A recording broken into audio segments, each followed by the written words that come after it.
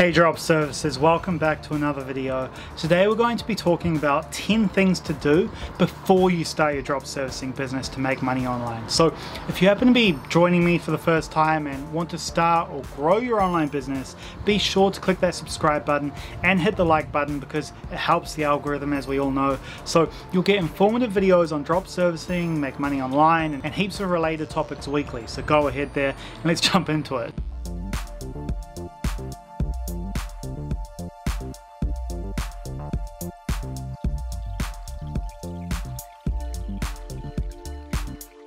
So today guys, I'm going to share with you my step-by-step guide on what you should do before you launch your drop servicing business. So these steps will get you better prepared so you have a higher chance of success. Now, I've used these steps in building my own six-figure drop servicing business. So let's take a look at how they could benefit you and you can learn from my mistakes. So the first thing you have to do is choose your niche. You can drop service anything there's a market for. You don't need to be an expert in a particular service, but you do need to understand at least how it works. Some of the most popular drop services that you can do are things like copywriting, web design, animated videos, web development, social media advertising and management as well, blog post writing, ad copywriting, YouTube advertising, video editing even, and ideally you want to choose a niche that is highly profitable, easy to understand, and easy to sell. The simpler your business is, the easier you can sell it to clients. Find freelancers and scale your business. So number two, you want to make sure you research your competitors. Search for competitors, find out how much they charge, how they structure their offers, what pain point they're solving, and how they market. Also, how they find clients, right? So you can do this by going into their own sales funnels, filling in their contact forms, but at this point, don't overthink the service you plan to offer. In the beginning, you can simply copy what's already working for your competitors. To do this, use platforms like Upwork and search for services that are in high demand, or even just Google your service, find your competitors. For example, if you Google blog writing services, you'll find several companies already offering this service. Head over to their websites and see what's working for them. So basically the idea here is to copy what's already working in the market. You don't need to reinvent the wheel to build a successful drop servicing business. You can simply enter the market offering a slightly lower price than your competitors and you'll find your first clients. Number three, don't quit your day job straight away. This is something that I did, and this one comes up a lot. So here's why I think it's important. There's no such thing as a sure bet in the business world. There's always going to be risks involved, right? So I reckon it's a good idea to keep your day job for a while, at least until you've got your drop servicing business established. And when you're starting a drop servicing business, you might only be able to pocket a few $100s of profit a month, right? So this is because you also want to reinvest most of your profits back into your business. So you can build up a much bigger business over time, make it more profitable and scale it up. So then you're actually able to live on it. So to make this a bit easier, one thing you can do in the early days is to do some of the work yourself. You can just outsource some parts to your freelancers, and this way you can learn more about what's involved and will be able to pay yourself a bit more money. So once you're established, you can scale and outsource your operation. And you can get to the point where it's automated 100% with your freelance partners. So have a business plan as number four. You really want to plan to succeed. I know it can seem silly for a solo operation when you're starting out, but believe me, it's worth it. What you want to do here is develop a business plan with short-term, medium-term, and long-term goals. It doesn't have to be 100 pages and cover every detail, but it's a good idea to write your key goals down so you can be clear about how you're going to launch and grow. So let's quickly break this down. Short-term planning is looking at how you go about launching a drop servicing business and what resources you need to launch in terms of time, money, energy, whatever, to get your first clients.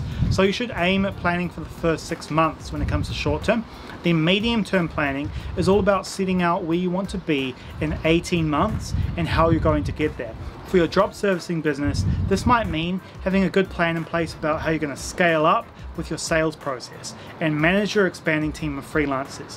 When short-term and medium-term planning are successful, long-term planning builds on those achievements and sets the big picture direction. So it's a good idea to have a 5-year plan for your business and key details about how you're going to achieve those goals.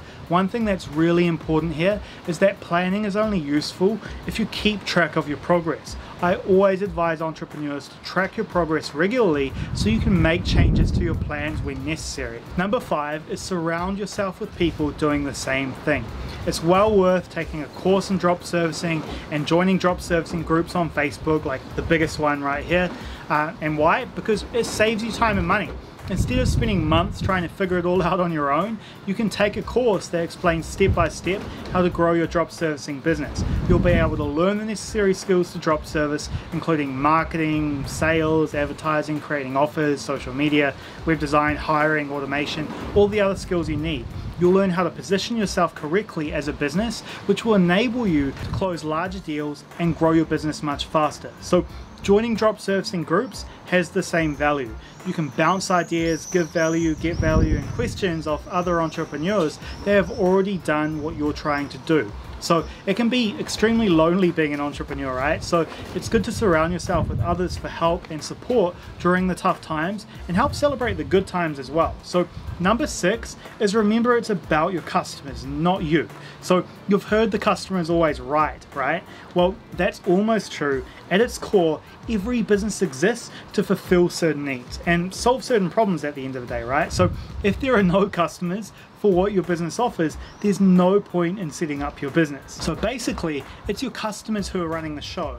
They make your profits and pay your freelance partners, and in return, they rightly expect you to care about their problems and work hard on creating services that make their lives easier. Being customer-centric and focused on solving their problems will help your business to become much more profitable, and a lot of this happens due to more referrals and repeat sales. After all, customers don't mind staying loyal to businesses that treat them well, and they'll even refer your business to other business owners. Number 7, money is important, but focus on being a problem solver. Focus your drop servicing business on solving the problems businesses have. Using your team of freelancers, if you can solve these problems efficiently and effectively, you'll be able to make more money and sign up clients that give you repeat work. So it's much easier and more profitable to have repeat clients than always signing up new ones. This should be your goal for a self-sustaining drop servicing business. And here's a great example. Let's say you offer blog writing services for small businesses, right? The way you offer value to them is not just by providing them with 5 blog posts per month, but by offering an on-demand copywriting service, which means they don't have to take on additional paid full-time staff.